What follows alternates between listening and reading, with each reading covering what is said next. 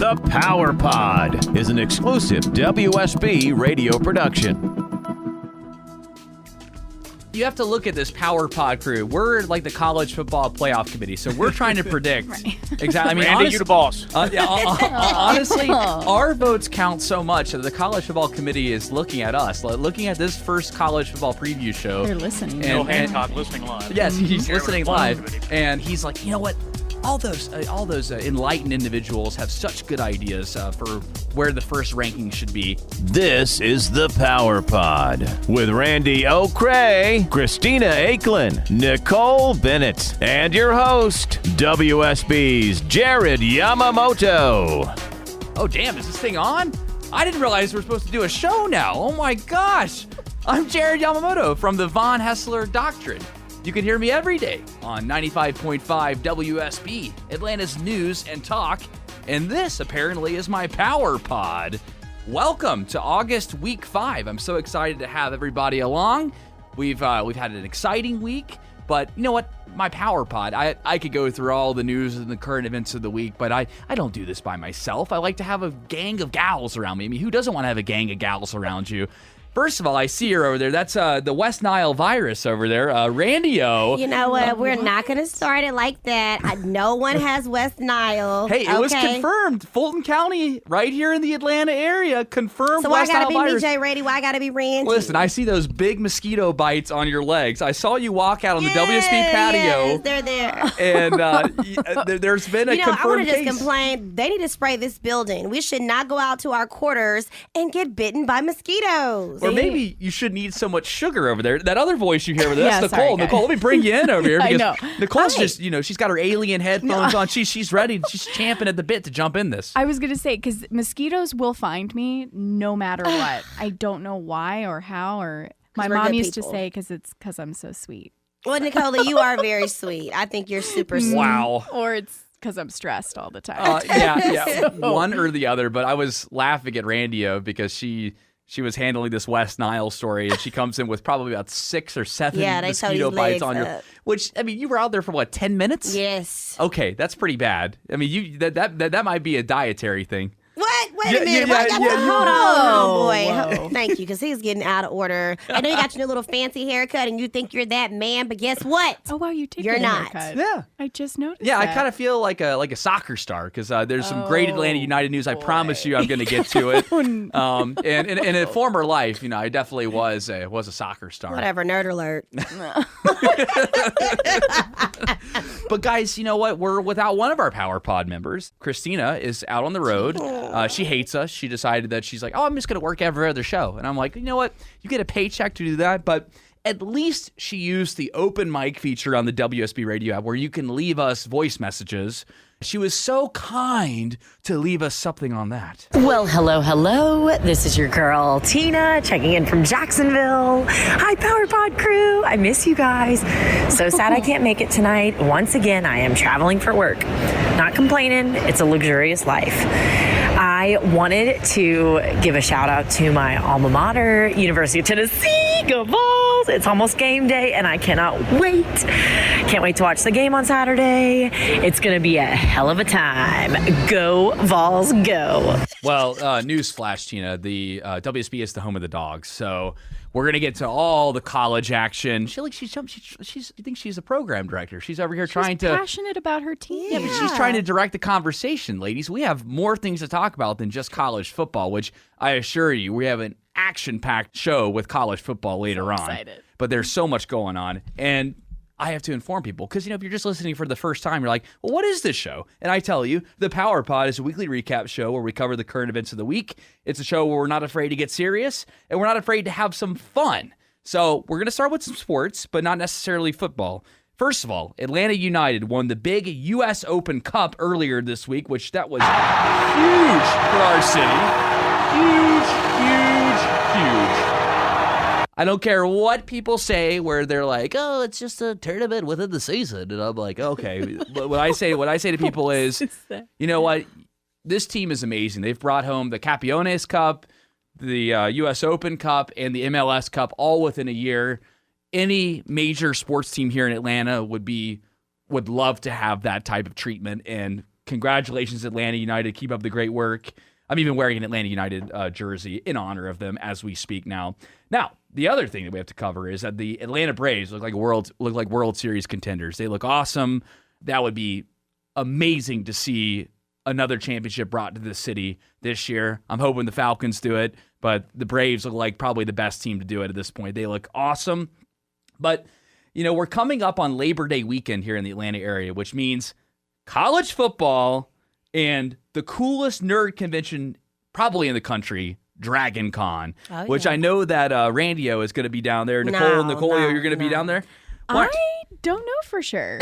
I would love to be a part of that. I know that I have my costume ready for it. To participate. It's going to be so much fun. This is my. Do I have to wear a costume? You do not have to wear it. Wear a costume, but it's definitely encouraged, especially later at night when the after parties are going on. Dragon Con is a wild time because it fits everybody's needs. You have the diehard nerds, and I don't mean that in a condescending way. Can you explain, what is Dragon Con? Because I hear, but for people that don't know, what is that? It's a nerd convention essentially. You have a bunch of superhero comics, you have movies, you have all types of fans that love these diehard franchises come and they descend upon Atlanta for Labor Day weekend from I think it's a 5-day thing from Thursday until Sunday, so it's huge. You'll have about 80,000 people in downtown Atlanta just for that. So you have people that go there that are diehard about just getting the autographs from some of the celebrities that come down there. You have some that go just for the parade. You have some that go just to people watch, and you have some that go just for the after parties. I mean, people treat this thing like it's their one weekend to party all year. It's their Christmas. And it's a great time. So, Randy, if you get a chance to do it, you should do it this weekend. It's going to be an awesome time. I know that Christina and I will be out there. Maybe Nicole will be out there. And if Randy, if you come out there, we're all going to have a Power Pod powwow out there. I do want to mention, I may, but there's something else going on this weekend too. I don't know if our listeners know, but it's Black Gay Pride this weekend. Yes. So I really kind of planned it on attendance, supportive my LGBTQ friends. Absolutely. So you've got Atlanta Black Gay Pride, you've got Dragon Con, you've got the college football kickoff between Duke and Alabama. So it's Atlanta's going to be nuts. Atlanta is it is going to be just an absolute blast. The weather looks like it's going to be awesome. We also had the new Star Wars trailer was unveiled and the new Joker trailer was unveiled. So there's just so much going on. Excited. Hurricane Dorian is heading towards the East Coast. Also so excited for her. No, I'm not. I'm sorry. Inappropriate. The hype. And with all this stuff going on, ladies, I want to start with politics because we had some notable things happen. We had some notable dropouts in the 2020 race. Yes. First, we'll start off with Representative Seth Moulton, who was Randy's choice for president. Wait. He is from Massachusetts, and he dropped out of the race. Then later in the week, we had Senator Kirsten Gillibrand of New York. Had high aspirations when she joined the presidential race, but never quite clicked on and kind of came across as a bit condescending, I thought. When I listened to her, I'm smarter than you and you should listen to me because I'm better than you. And I can understand how that probably resonated with some of the other voters out there. And it's going with the national trend where I think most of the Democrat candidates are kind of leaning more towards a moderate to take on President Trump in the 2020 election, which is probably a winning strategy at this point. I don't think that the far left wingers are necessarily going to do as well in this cycle. But hey, you know what? It's super early. What do we say every week on the Power Pod when we talk politics? It's super early. Anything can change. The poll numbers for President Trump are way down at the moment right now, but just a couple weeks ago, they were way up. So you just never know with this kind of stuff. It's kind of a seesaw effect in sorts with what's going on with that. But unbelievably, in the middle of this, right? So we lose Seth Moulton and Kirsten Gillibrand, but then we add former Illinois representative and talk show host Joe Walsh on the Republican side to primary Trump in the Republican Party. So this guy, I think, is looking for 2024 and a little bit of star power behind it, because if he does this and he's able to go back and start a little radio show again, he gets a little momentum. He gets to hopefully, in his mind, get a chance to debate President Trump. We've seen what happens with this in the past. Usually when somebody primaries the incumbent party, nothing happens. Joe Walsh, we wish you the best. in your endeavors, but you're probably going to be going the way of Seth Moulton and Kirsten Gillibrand. And I really want to focus on some Georgia politics, too, because we had some other huge political news that came out of the state of Georgia. And that is, this was shocking when it broke, Johnny Isaacson, one of our great senators here from the state of Georgia, really nice guy. I actually met him a couple of years ago, and just, I don't agree with him politically on a lot of things, but just a gentleman, super nice guy, and one of the few people that I think is still out there that you can have a conversation with him even if you disagree with him on a lot of things. And there's just not enough of that in our current political system. And I wish the best for Senator Isaacson. So he is going to retire at the end of the year, making Georgia an even bigger swing state for congressional control. So this could be a nightmare in the making for our state, because we saw what happened a couple years ago when there was that one congressional district seat, Congressional District 6, when you had the Republicans and the Democrats fighting tooth and nail, spending millions and millions of dollars in the state. And, I mean, you could see that happening here in Georgia, again, especially there's 2 Senate seats, because you've got Senator David Perdue's seat is also up for election at that time, too. Was that John Ossoff? John Ossoff and Karen Handel were running in that race. Oh Karen Handel won by the skin of her teeth. The campaign ads. But John Ossoff. Yeah, too extreme for Georgia. But get this, so in the House of Representatives, you serve a 2-year term, right?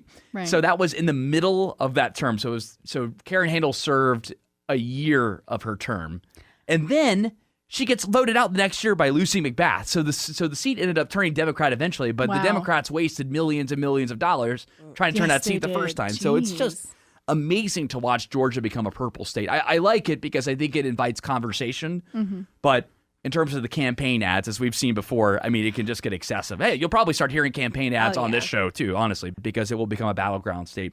One last thing about politics, probably the biggest surprise out of the Johnny Isaacson retirement is that Stacey Abrams, who ran for governor here in Georgia, made a huge impression here in Georgia and made a big splash on the national scene as well, announced that she would not run for that seat, which shocked me because I thought for sure that if people enjoyed her and loved and people that support her, I felt like she would run for office again, which maybe she sees something different going on in the wind, or she's a lot of insiders thought that's what she was sort of prepping for or gearing up for. That would be her next step. Right. It seemed like her next step. So I wonder if she's banking on the vice presidential pick potentially in the 2020 race, hoping that somebody picks her, or maybe she likes being queen maker in this case, because we're politically correct here on the Power Pod, where she can pick somebody and she still has her star power to do that, because a lot of the other candidates that ran failed bids and tried to run again for a different office are failing miserably.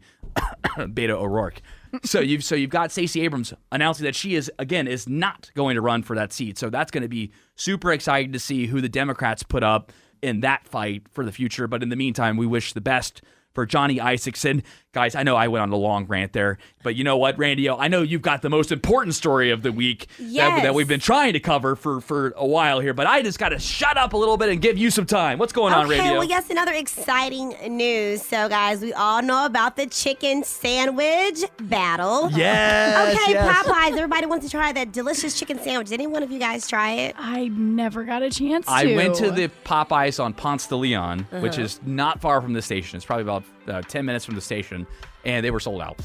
I wanted to try one. Listen, I love Chick-fil-A. That Chick-fil-A sandwich is bomb, so I'm not afraid to admit it. So have you tried it yet, Randy? I did try it. I had the spicy chicken sandwich. Shout out to Maya, who's on Black Educated and Broke with me. I love you. Thank you, sis.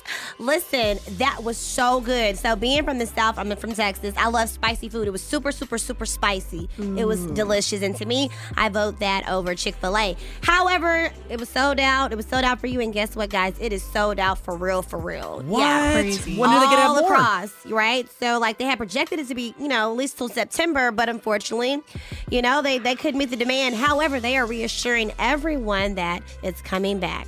So don't worry, it's coming back. To try it. All right, Randy, between that and the Chick-fil-A chicken I just said, sandwich. Popeyes all day. Really? Oh, yeah, like, So wait, seasoning. so the seasoning is better? Is it just spicier? It's or what? spicier. It has it's get that Cajun taste to it. It just tastes like it's more flavorful to me. I like the sauce and stuff on there. You know what I might I'm know about? the meme you're talking about. Who cooked it and yes, stuff? Yes, that was the best that I saw. Malcolm showed that. That was the perfect way to explain it. Well, so what I've been hearing is that Black Twitter has just been going absolutely crazy about this, and I know that every news outlet has been talking about this. So, I apologize for the redundancy of the story, but we had to talk about it because, we're all chicken sandwich connoisseurs. We are. Absolutely. The Chick-fil-A sandwich is damn good. I want to try the Popeye sandwich. I even like the Burger King chicken sandwich. I'm not afraid to admit that. I want to get on that too. But before, I just want to say about the Black Twitter because you brought that up. So yeah, it was I can't remember this particular article, but yeah, $23 million.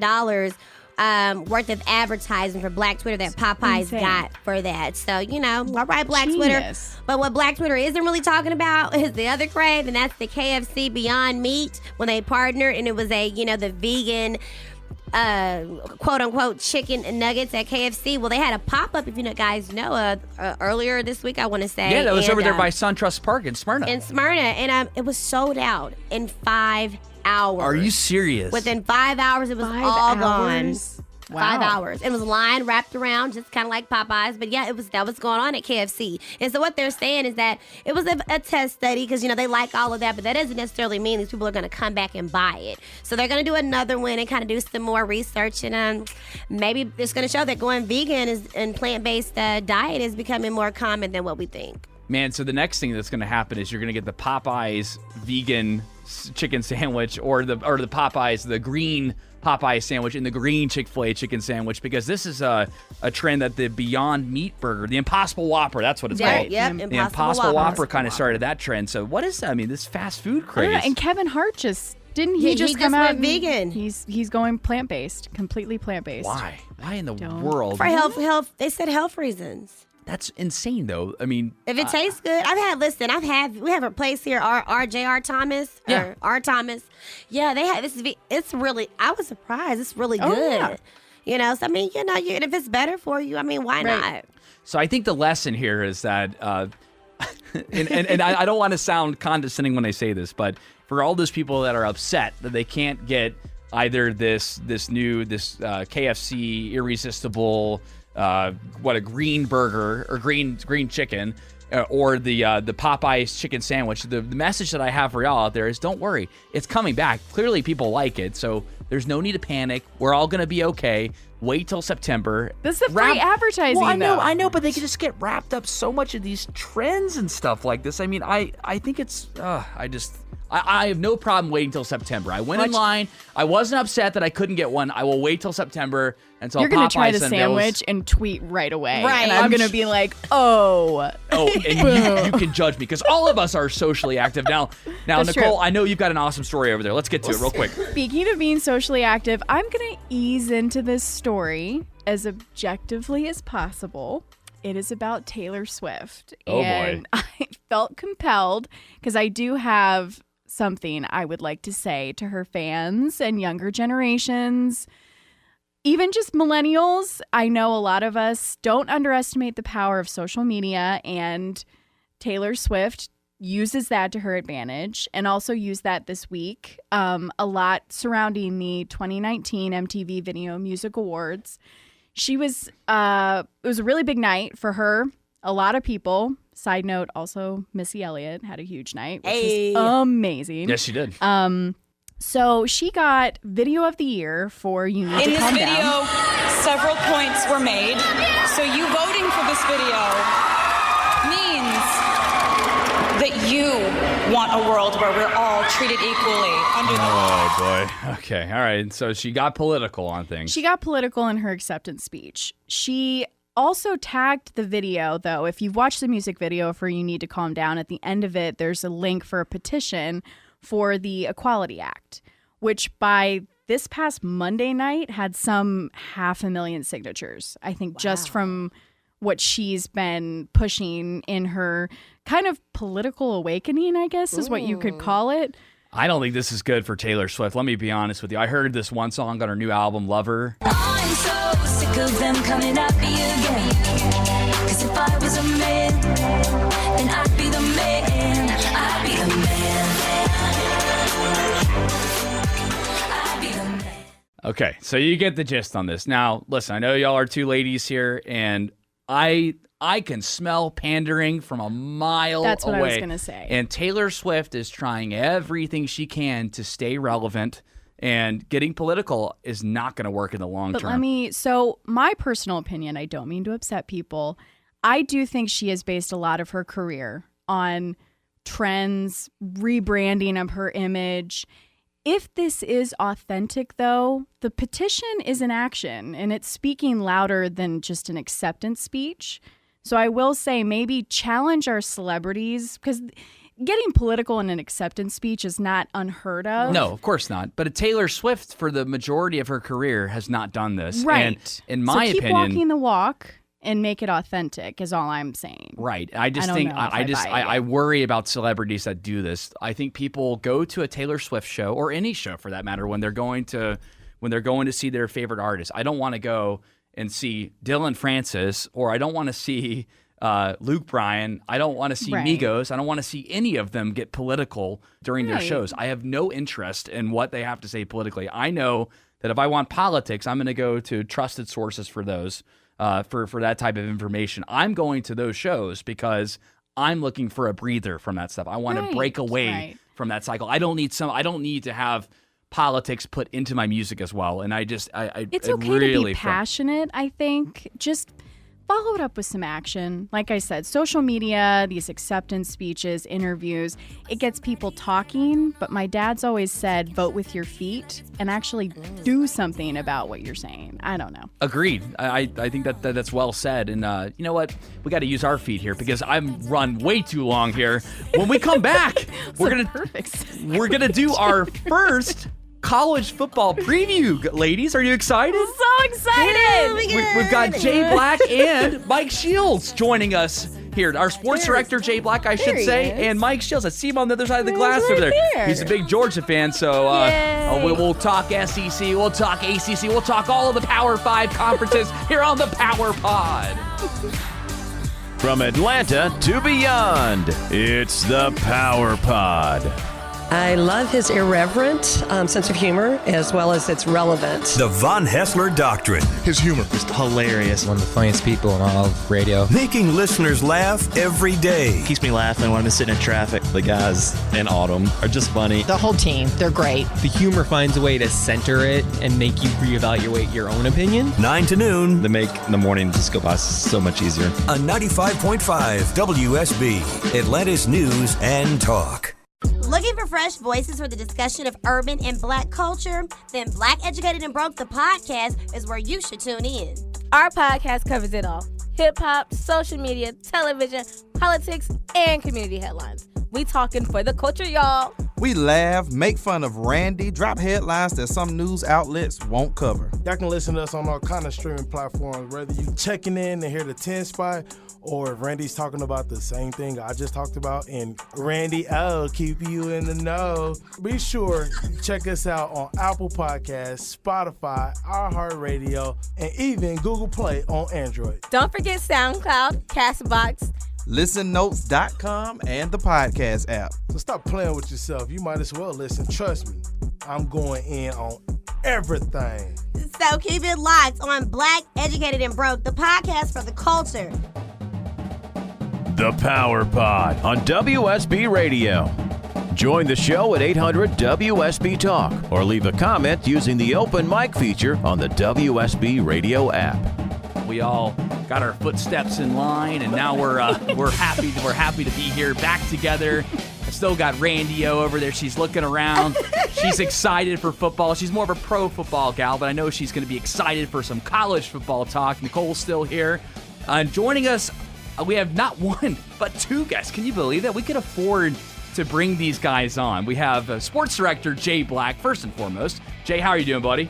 So when you do the Power Pod, do you not normally have your steps in line? Not normally, no. It's especially on days like these where you go all day like that. You just never know what any of us are going to say at this point because we're getting delusional in here. You know, Nicole works mornings too with you, Jay. So we're all in this together. And Randi has just finished her long shift. But you know what? We're here to entertain the people. And you know what, Jay? You're not alone. It's just about you. We got Mike Shields over there. Mike Shields is a sports fanatic. I always following what he does on Twitter. I know he's a huge Braves fan, and I know very importantly, he's wearing his dog shirt as we speak now. I know he's a huge Georgia Bulldogs fan, so Nicole and Mike are going to be great. And Jay Black, I know that you are an alum of Georgia too, so we're going to be try our best to not be so biased when it comes to the SEC talk. Why let's do that? What, facts are facts, okay? I'm just going to say that. Go Dogs. All right, more. Yes. So for those that are, Alabama fans or Mississippi State fans, or if you're ACC fans, there's going to be a little bit of homerism for the Dogs because we are the home of the Dogs. And there is one other thing that I forgot to mention. Can you believe this? I keep forgetting things today. This is just one of those forgetful days. This is the whole not walking in a straight line thing? Exactly, Jay. Yes. You nailed it, brother. Now, we're doing a big WSB gas giveaway, and you can sign up for it now. Yeah, that's right. Me? You. Yeah, you. Anyone in here. Any of you guys can sign up for it. We're not eligible for this program. And you listening out there, you have a chance to sign up for this as well. You can go to WSBradio.com or the WSB Radio app to win up to $1,000 in free gas. Unbelievable. The original pot starts out at $500, but imagine what you can do with that amount of money. Even if you're not a gas dude, like if you could just drive around 285 for loops and loops and loops and loops and loops and have a great time. For hours, yes. And cause a crash for Mike Shields. Yes, to talk about. Because Mike Shields works in our WSB traffic department, and he knows all about that stuff. The free gas has been an absolute nightmare for you at this point, right? That is true. It keeps us busy, but we like it. We like it. We're giving people. Honestly, that's how we get our captive audience there. That's what it is at WSB, is we give the gas, people get in the crash, and then we're able to report on it because there's no other radio station in town besides 95.5 WSB, right? That's it. In the only 24-hour traffic center in Atlanta. In the country, from what Oh, I Mike yeah, Shields. yeah. World. Tom Turnbull Plug would be it, proud Mike of me. Shields. Yes. I you know what? I've never This is heard the of another. internet. Accuracy's not all. Accuracy's all doesn't really matter that much on the internet. We're fine. I've never heard of any other radio station besides 95.5 WSB. But gentlemen, I didn't bring you guys on to just tout our wonderful radio station. I brought you guys on because we got college football this weekend. We had our first game. Last weekend we had the Florida Gators and Miami playing each other, which I don't think anybody really paid too much attention to, except for did. you. Oh, you did? Okay. I did. It was a pretty good game. In the end, it was very entertaining. We're going to put game in quotation marks. Right. But a lot of people did pay attention because that was the highest rated game ESPN's had in 3 years. Was it really? Because it was the only game in town. Now, Jay, I look to you for guidance on this because why in the world did they have that game? I always thought that the first game of the season was the Thursday before Labor Day. Why did they decide to switch it up this year and have that game? ESPN's official stance was they wanted a special way to celebrate the 150th anniversary of college football. So they took the game that was originally scheduled in Orlando on Labor Day weekend and moved it up a week between Miami and Florida. The cynic will say that they were looking for another way to get some TV ratings out of it, and that's clearly it worked. And I expect to see a lot more Week 0 games in the future. I think I agree with the cynics on this one because this is I was blown away when I was actually down in Hilton Head Island for a loss in the family, and I happened to see the game on. I'm like, wait a second, I thought the first game of the season was on Thursday, and then you carried into it. I personally disagree with this. I think it's way too early. Labor Day weekend should be the start of college football, and then you admit it. Like if you're a college football junkie, like Jay Black, Mike, and I are like that, you're committed almost every Saturday to at least, being glued to your phone the entire time. College football junkie. I love college football. Well, but are you glued? You're more glued. Okay, so you're stuck to your seat watching. Come on, man! It's 2019. Yes. Women can be glued to college football too. Okay, all right. Exactly. I stand corrected. So Nicole's glued to her seat. Now Randi straight up admits that she's like she's way more of a she's more of a pro football fan herself. Yes, very much so. Go Dallas Cowboys. Yes, I said it. Yeah, you don't do that in Falcons country. Yeah, I was waiting on what y'all gonna do about it. We'll do the pro football special never on this show. So. Pro football. Now, Jay. So, there are other conferences out there besides the SEC and the ACC, which we always get hung up in because Hang on, I've got a book here. Let me confirm. Okay, that's right. So, we always get caught up with Clemson in the ACC, Alabama and Georgia in the SEC for sure because they're local. But I really want to start with the Pac-12. And Mike, I know you'll have some good insight on this too. This conference has been down for the last couple of years. I mean, we haven't had any I think we had Washington make the playoff a couple years ago. But, I mean, what do you see so far from It was 3 years ago when Washington made it against Alabama, and it was kind of cute. They actually played here in the Peach Bowl in Atlanta. It was kind of cute that they felt like, hey, we got a shot against Alabama. And yeah, they ended up getting trounced in that game. Now, do you see any newcomers coming up? Do you think that the Pac-12 has a chance of getting somebody into that college football playoff at the end of the year? They will be a little better than they have been in the past. I don't know if they're going to make playoff territory, but there's three teams in the top 15. You've got Oregon, who brings back Justin Hebert, who might be the number one quarterback taken in the draft, and they've probably got the best offensive line in the country. They went 9-4 last year, a very good team. Washington's ranked 13th. Their starting quarterback is a name that's very familiar in these parts, Jacob Eason. Yes, he started is. at the University of Georgia, transferred when Jake Fromm took over, sat out last year. Now he's the guy calling the shots over there in Washington. Washington is kind of a dark horse team over there in the Pac-12. They lose a lot on defense, but they've got a lot of talent.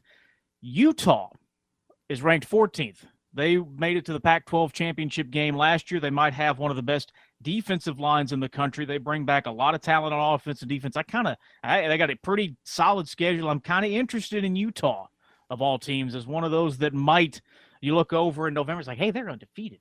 So there is a little more talent in the Pac-12 than what we've seen in the past, but I don't know quite yet if they're into the top 3 conferences in the country. Well, you have to look at this Power Pod crew. We're like the college football playoff committee, so we're trying to predict. Right. Exactly. I mean, Randy, you the boss. Honestly, our votes count so much that the college football committee is looking at us, looking at this first college football preview show. They're listening. Bill Hancock listening live. Yes, he's listening live, and he's like, you know what?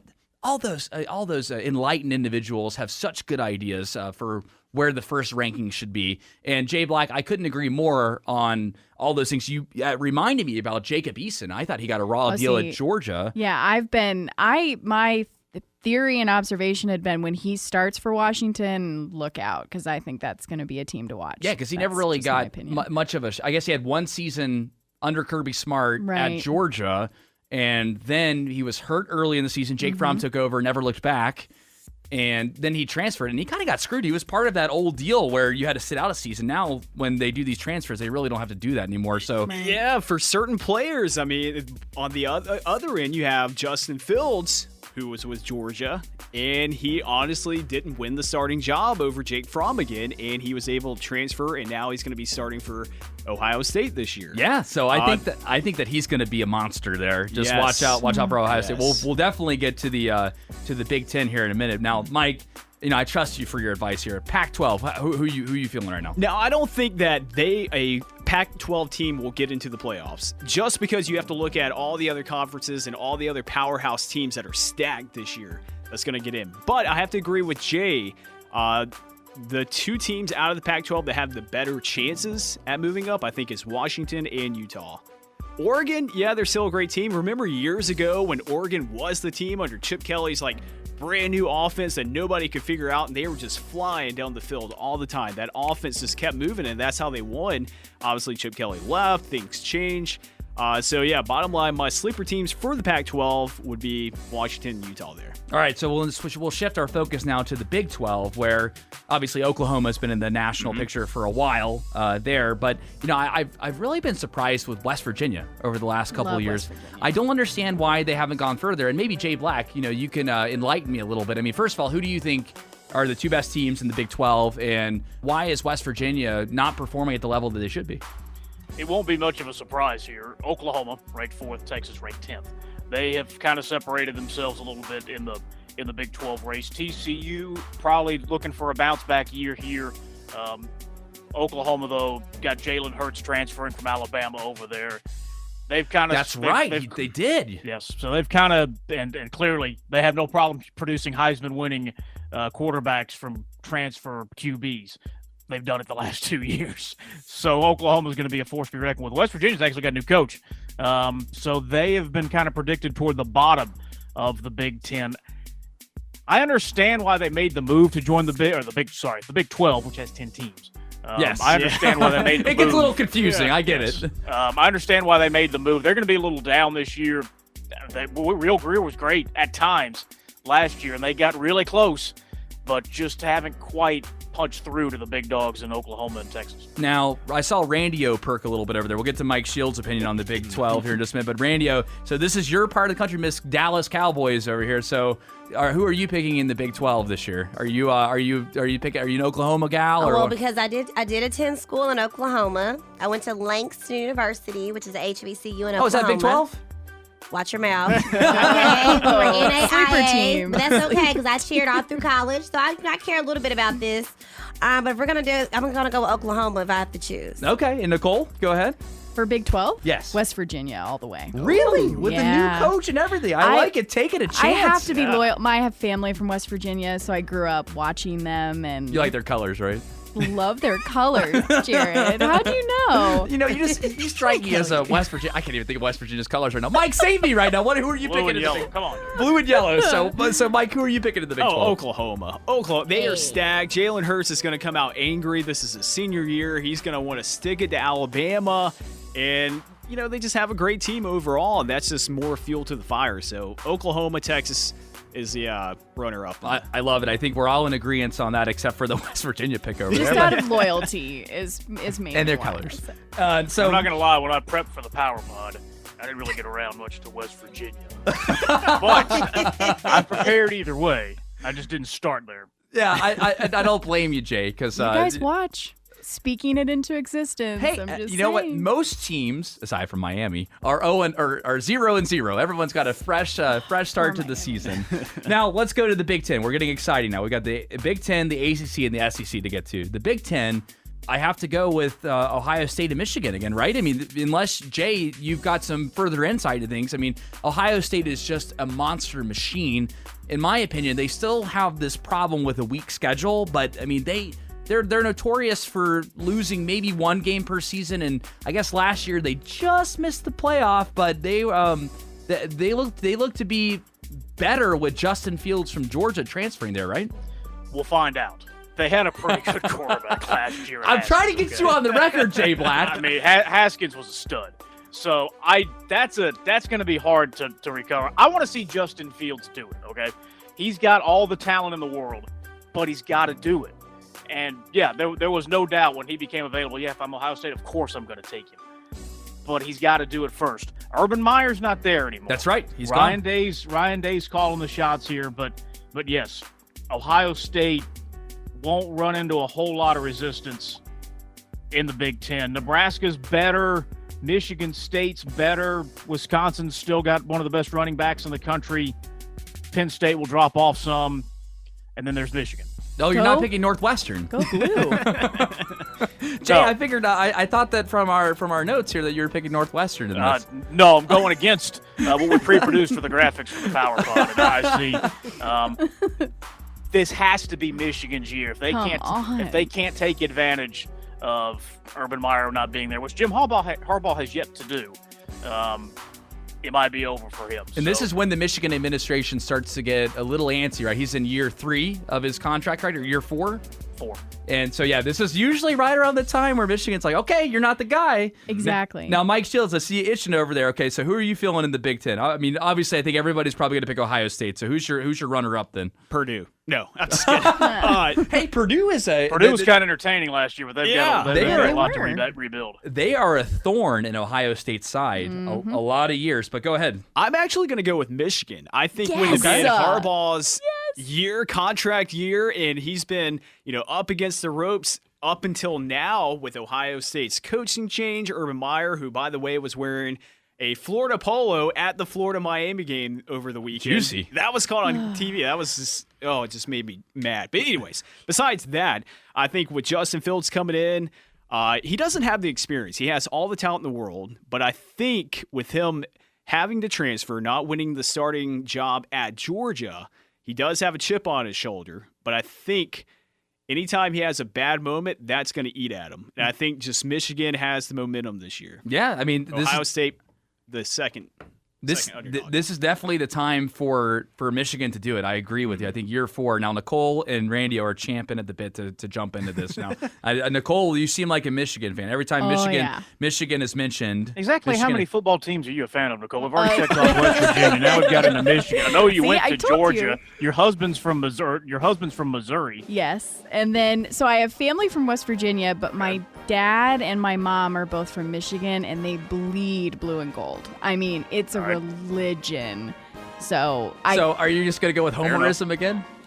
Well, Michigan all the way, because my dad has always said you've got to beat Ohio State if you're the head coach of Michigan. So I agree with you guys in that I think Harbaugh is nervous this year, and I think that's going to play maybe to their advantage a little bit. So all right, we'll see. Randy, how are you feeling about the Big Ten? You going with Ohio State, or are you going with Michigan, or are you going with somebody completely different? What's the options? Now, so you never Ohio State. Indiana, Randy. Okay, Randy, you have the same choice as Ohio State in this case. No, is that where our manager went to? Go with Nebraska. That is our manager. All right, we're gonna go with Ohio State because my manager went to school there. Okay, all right. Yeah. Randy with the extreme interest there in the Big Ten. We do have a lot of Buckeyes at WSB. I've noticed that. Yeah, which makes me want to pick Wisconsin and Michigan so bad. I know. So just to anger them. Wisconsin. Go ahead, throwing out a free Nebraska for anybody who wants to take it. I Second year for Coach down. Scott Frost. They really improved the second half of last year. Could have the best quarterback in the conference at Adrian Martinez. Anybody want it? The Cornhuskers? I had them down. I'm not sold yet. I'm not sold on them. I'm not going to lie. There's too much tradition between Ohio State and Michigan. Now Nebraska in the third year of Coach Frost, I think that watch out for them. But because we'll learn a lot about Ohio State this year under the new head coach, and also Michigan, whether Harbaugh does well or not, and if he gets fired, then I think that opens the door for teams like Nebraska to really shine through. Harbaugh's khakis can't get even tighter. All right, he's got those things pulled up as far as they go. This is his year to take down Ohio State, I think. All right, now let's get to the exciting stuff here. I know that the people out there that like the Big Ten, they like the Big 12, and they like the Pac-12, but the ACC. Okay, the ACC is exciting. We have local ties, obviously Georgia Tech here in the Atlanta area. I've got to say that Clemson is probably the best team in the country. You can't going out on a limb there. I know. It was a brave pick there, right, Jay Black? I just don't. The only other team that excites me in the ACC is maybe NC State. But Jay, I'd like to get your take on that. Maybe you can enlighten me with with a good runner-up for Clemson, because I know I'm being really brave by picking Clemson here, but you go ahead, Jay. We got a little breaking news for the Power Pod. That the ACC has changed its name from the Atlantic Coast Conference to the Clemson Coast Conference. Clemson, I wouldn't be surprised if some of their boosters wanted them to jump over to the SEC, where the competition's a little bit greater. But why? Hey, you run the table every year. Why leave? Yeah. Well, they might run into the same problem that Ohio State runs into, where their strength of schedule is just not deep enough for them. But I'm pulling for the ACC because I grew up. Both of my my parents went to North Carolina, so they're proud North Carolina grads. North Carolina is not going to do anything this year under Mac Brown, and I accept that. I can look at it objectively and say they're not going to do anything, and I'll even pick their arch rival NC State. I think NC State could potentially win up to 9 or 10 games, but the only game, I know that NC State fans think that because Clemson's traveling to Raleigh this year to play them, that they have a chance. They do not have a chance at all. Now, Mike Shields, you go ahead. Obviously, I'm going to go with Clemson. I think, though, Miami is a sleeper team. I know they didn't have with the loss? Well, listen, they didn't have a good performance Saturday, but they have a new coach, a freshman quarterback, pretty much a whole freshman line protecting that quarterback. And Florida, not a bad team, very experienced team, and they had them on the ropes, and they should have won that game. It was the freshman meltdown at the end of the fourth quarter with all the fumbles and interceptions. Miami, to be fair, everybody was melting down in that game. And that's true. But I think the lack of experience wound up making Florida win. Yeah, the lack of experience for having the game so damn early in the season. I've got some sound of that, by the way. Language, man. There's women in there. Come on, man. Bobble, Williams spun around and just fires into the ground, and that should do it. Yeah, to that point. You're still trying to work out the kinks in that case. So you have Miami and Clemson. Jay Black, I didn't get your second team. I know you got Clemson. Who's your second team in the ACC? I think the juju is going to be against Miami because Manny Diaz, their head coach, actually was the head coach at Temple for about a week. And then he took the Temple job when Jeff Collins came to Georgia Tech. And then when Mark Richt retired from Miami, he changed his mind on Temple and took the Miami job because he was their defensive coordinator last year. So I'm going bad juju on Miami this year. My dark horse is the Virginia Cavaliers. It's the year of the Wahoo. Really? Yeah. Okay, all right. Bryce Perkins nearly rushed for 1,000 yards as Virginia's quarterback. Their defense shut out South Carolina last year in the bowl game. So I'm going with Virginia to win the Coastal Division, which gives you the right to lose to 30 to Clemson in the ACC championship game in Charlotte. But Clemson, though, week 2, we'll find out where they really stand. They bring back 8 starters on offense. Trevor Lawrence, of course, might win the Heisman this year. Their defense loses their entire line, and they're fantastic last year. They're still going to be fine. But they play Texas A&M in week 2. If they trip up in that game, it might be hard to overcome because they won't get a chance to beat anybody after that. So keep an eye week 2 on Clemson and Texas A&M, but I still think Dabo's got it rolling over there. They'll be in the playoff again. All right, Nicole, I see you eyeing things. What, Nicole, how are you feeling about the ACC? Clemson. You got any family at Pitt, Nicole? No, but I like their colors. So Clemson, and then I have to go with Florida State. Florida State? Well, I guess they did get hurt early last year. And It was a dumpster fire with Willie Taggart taking over. Exactly. Yes, it was. Exactly. I have been a fan of I was born in Florida, so. See here on the map. Keeping the home ties going there. Nicole Bennett's roots run through all 50 states, including Alaska. I also was a dancer. They have a great dance program, so I thought about going to Florida State. Listen, I don't want to hear about your side hustle after WSB, okay? Love Bobby Bowden growing up, so I always root for them. I do. Okay, so you like them, so you're going to pull for them, and then you're picking Clemson too, I take it, right? I'm loyal. But Clemson first. Except when you're dancing on the weekends. Now, Randy, okay, I know you know some ACC. Hey, man, she could be loyal doing that, too. Oh, exactly. you got to keep... That's It's right. a college football preview. Well, listen, with Nicole, there's more than a preview for that. Whoa. Now, Man, her husband's a big guy. Now, Randy, for the ACC, are you going with Georgia Tech to win it all? Did I hear something about Texas A&M? Texas A&M is not. Clemson. Yeah, but they're not in the ACC though. So Randy, I know What's this is my hard. options? So your options are Georgia Florida Tech, State. Georgia Tech, and Georgia Tech. No, I don't like Georgia Tech.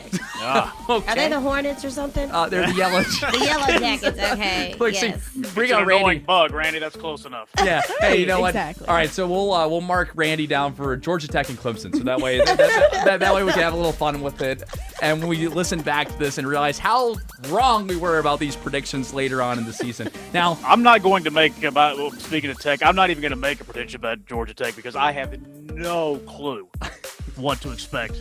Yeah, from this the is the Jackets first- going from Paul Johnson's triple option offense to something completely different under Jeff Collins. Well, you know, Jay, I know that Christina is not here, but she weighed in on her ACC winner via the open mic feature on the WSB radio app. As far as the ACC, I have a lot of excitement around Georgia Tech, and I, live in Atlanta, The Hornets. like us all in this room, and I have a lot of hope for the Yellow Jackets. I think they can sting a couple of people this year. I think they've got a lot of hype to live up to with the new coach and all. So go Jackets! You never know. Okay, all right. So with Randy and team, they're both picking the Jackets there. Now, let's move to the meat here, okay? What we've all been waiting for, the SEC. All right, I know that it's going to be tempting because we've got homerism all around. We've got Georgia. I'm surrounded by Georgia fans except for Randy, who is kind of a Georgia fan now, too. No. Now, if you guys had to pick any two teams but Georgia to win the SEC, who would it be and why? So, Jay Black, go ahead. LSU brings a lot of talent back. That team was really good. People kind of discredit Ed Orgeron because he's kind of goofy, and he sounds like the character from The Waterboy, which both things are true. Yeah, it is true. The perfect coach for LSU. They finally got a quarterback in Joe Burrow who can – they're not running Les Miles' 1975 offense anymore. So they actually can move the ball and do things that the rest of college football has been able to do. I think they are the clear number 2 team in the SEC West. Texas A&M, second year under Jimbo Fisher. He's a great coach, so they're definitely going to be better. I'm not sold, though, that they can get up to that second tier. Auburn, they're going to have a freshman quarterback, But when people sleep on Auburn, it's kind of when Gus Malzahn jumps up and bites you. But if I have to pick a third team or somebody besides Georgia and Alabama, I'm going with LSU. Okay, all right. So LSU, brave. I think the reason why Jay picked LSU is because of what happened last year when Georgia traveled down to Baton Rouge and they got their. When you watch it in person, it gets your attention. Georgia got beat like a drum. Yeah, you realize how strong they were. Now, Mike Shields. Now, again, wearing your Georgia shirt. Yeah. I see. Let me play this for you. Okay, I get it. Yeah, I get it. You like Georgia, okay? I'm getting teary-eyed here in the studio. See? Hey, listen, you're almost there. There's no crying on the Power Pod, man. Kickoff this Saturday here on your home of the Dogs, WSB. Now, so who are you picking aside from Georgia to win the SEC? Obviously, you got to go Alabama. I don't think we'll lose 3 in a row. We had Alabama on the ropes the last 2 years, especially last year. We should have won that game, and it was unbelievable. Nobody could have thought that script would have been reversed, bringing in Jalen Hurts to win just like Tua did. Yes. So with that, I don't think it's going to happen again, but Alabama would be second. LSU, I think, is going to give them a run for their money, but it's going to be interesting, Jay, because LSU travels to Alabama late in the season. I think mid-season, maybe a week or two before. It's usually around November. Yeah, before the Auburn game. Well, LSU's problem is they only got about 8 yards against Alabama last year, which is hard to overcome. But Jay's eyes are scarred after what happened to Georgia last year, having to travel down to Baton Rouge and see that beatdown that Georgia had against the beatdown that LSU put on Georgia in the middle of the season last year. Now, I still think that Georgia's a stronger team than they were last year. Now, Nicole, I see you. Okay, you're a Bulldog here. Let's play it again. Okay, good. All right. So aside from the Bulldogs, what are your two best? What are the two best SEC teams? Well, I guess you have to say Bama, even though I hate saying that. And then I was gonna say LSU. I feel like you can't discount them ever, and I also love their coach. I think he's the perfect coach for LSU. That Cajun. Oh yeah, he's definitely got the right feel for that area. Now, Randi, who are you feeling for the SEC, the Southeastern Conference, the biggest conference in football? You go ahead. You could pick your two. You could go any team you want. There's Texas A&M if you want it. There's some other team you said. What is the team you just said? LSU. Yeah, LSU, the Tigers. Okay, you like I have LSU. sorority sisters that went and you there. and you like Tigers, right? I don't like Tigers, but I like purple and gold colors. They're complementary colors. And yes, Texas A&M, because I have an ex that went there, and he's okay. Okay, all right. So let this be official here that you're not picking the. No, sorry. You realize you're on the home of the Dogs, and that'll show. I don't know. Nikki, you got any exes that went to certain schools that you want to slip in the national championship conversation? I'll go through my phone contact list really quick, and no, I don't think I have. And see exactly what you have. Now, Tina weighed in on the ACC stuff, but she also weighed in on her SEC winner. I wonder what that's going to be. Jared, Power Pod fam, I'm going to go with my alma mater, the Tennessee Volunteers, to win it all in the SEC, baby. Listen, our schedule is way less challenging from last year. Last year, there was almost no hope at all for Tennessee. But this year, we're back, and we're better than ever. Go Rocky Top and go Vols. Okay, all right, well... Somebody's drinking the Kool-Aid there, so that's and more. Yeah, that's fine. I think Tennessee is still a couple years away from being good. If a winning season for them would be for them to win 7 games this year, that would be, and then that's generally how winning seasons go. Yes, well, for them to go to a bowl, that would make their boosters happy. Coach Pruitt up there, I think they'd be very pleased with him in his second year if he won 7 games. Now, guys, all right, so we all pretty much like Georgia. So tell me what to expect from Georgia this year. We'll start with you, Jay Black. Georgia has Jake Fromm. That helps a lot. He's finally the man. He doesn't have anybody breathing down his neck. He's run off 2 5-star quarterbacks. This is his team. He's got DeAndre Swift as his running back. That's going to be the best 1-2 running back quarterback combination. It's certainly in the division and maybe in the conference. The offensive line is the best in the conference, maybe the best in the country. They could put 2 starting offensive lines out there. My questions for the Dogs are this. Georgia brings back 2 scholarship wide receivers that have caught a pass in a football game. Their 3rd returning receiver who's caught a pass in a football game is Willie Erdman, who's a walk-on. They've lost an incredible amount of talent at wide receiver. They bring it back. They have a lot of options, but nobody's actually done it in a game. On defense, there's a lot of stars, recruiting stars, on that defense. I don't know who the actual star is yet. DeAndre Baker is gone. Roquan Smith from 2 years ago, he's gone. DeAndre Walker, who was the leading sack man last year, he's gone. There is an incredible amount of depth on that defense. But nobody right now, if I'm an offensive coordinator, is somebody I have to game plan around. Will somebody emerge? Highly likely. I just don't know who they are yet. But Georgia's got a lot of talent. I think Alabama's better than they were last year, so Georgia's still got a long way to go to catch the Crimson Tide. But this is one of the most talented teams they've had in years. Now, Mike Shields is grinning over there. I think he disagrees with you. Go ahead, Mike. Well, I think we have two big roadblocks. Our two really challenging games this year is going to be Texas A&M, which the good thing for us is they are coming to Athens. That's going to be That'll be the SEC finale. Yes, that's going to be incredible. Auburn is always giving us trouble. Always. And that's going to be a tough game no matter how Auburn's playing this year, because they just hate us and we hate them. So it's on the road. Yes.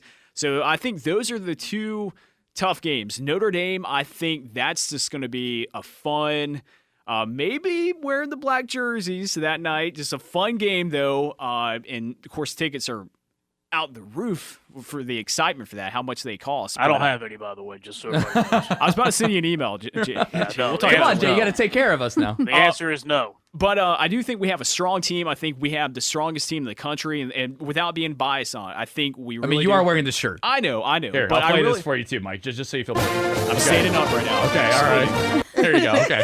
But overall, I do think we have the strongest team in the country. I think it's going to come down to us and Alabama. I think this year we take Alabama, and then we take Clemson in the national championship and beat Clemson. The biggest thing we're trying to do is be the best conditioned team in the country, most disciplined team in the country, and defensively we're trying to improve our pass rush and a lot of other areas. But I'm excited about seeing those guys. We've got a lot of competitions on defense that are going to be wide open. I love it.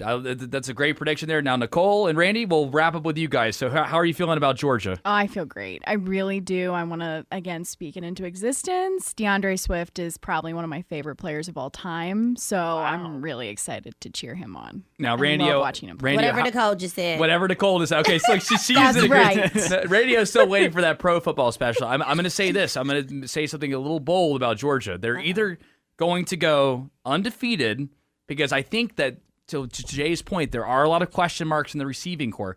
They're either going to go undefeated or they're going to have 3 losses. And those 3 losses, I mean, they've got a tough schedule. Like Mike mentioned, you have Texas A&M, you have Notre Dame. South Carolina always plays Georgia tough you too. can't sleep on South Carolina.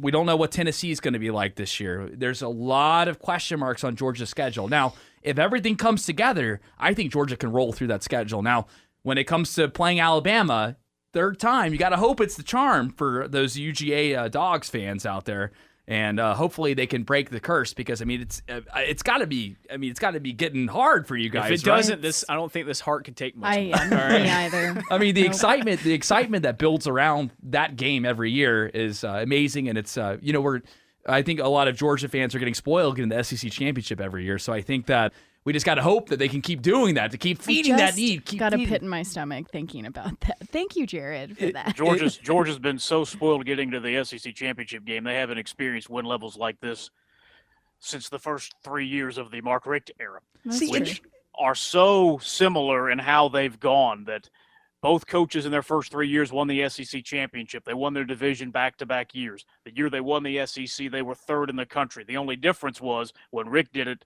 in 2002, there was no playoff to go to, while Kirby Smart had that advantage going to the Rose Bowl the next year. Mark Richt actually has one more win, or one less loss than Kirby Smart in their first 3 years. So this is, if it goes 9-3, if Georgia can't get over the hump at Alabama, the questions will kind of sort of start to bubble up. What is working in Kirby Smart's favor that Rick didn't have is, you see these recruiting numbers. Recruiting is a much bigger factor now than it was 15 years ago when Mark Rick started at Georgia. You see that Georgia's winning these recruiting battles, that they have so much talent coming in and out, that's something you can hang your hat on. But this is a very important season for Kirby Smart. If there is any kind of drop-off, the natives will start to get just a little – he's not going to get fired or anything. But the natives will start to get a little restless that, man, maybe we can't get over Alabama. Yeah, I mean, it's a very important season for those Dogs fans. And the great thing about 95.5 WSB is that we send sports director Jay Black to all those games. He's going to be covering every angle of UGA football throughout the season. Mike Shields, I appreciate you coming on as well. Jay Black, thanks so much. You're going to be at Vandy. What time do we kick off here on the home of the Dogs? Our pregame coverage starts at 3:30 from Nashville on Saturday. Kickoff at 7:30. Love it, my friend, and I appreciate all of you guys for coming on. Now, Jay, I know that you're from afar here, but you know what we always do at the end of the Power Pod is we always put our hand. Well, okay, well I'm going to teach you here. Okay, we always put our hands here in the middle. Okay, I know that it's an audio medium and nobody can see this, but we're putting our little hands here in the middle, and we're saying I got little hands. Yeah. Well, I wasn't going to say anything, but Mike Shields has got it. I'm into it. I'm feeling it. Mike Shields is here in the studio. He's got it. We're all going to put our hands in the middle. We're going to say Power Pod on the. No, we're not going to say Go Dogs because we have other fans out there of other conferences.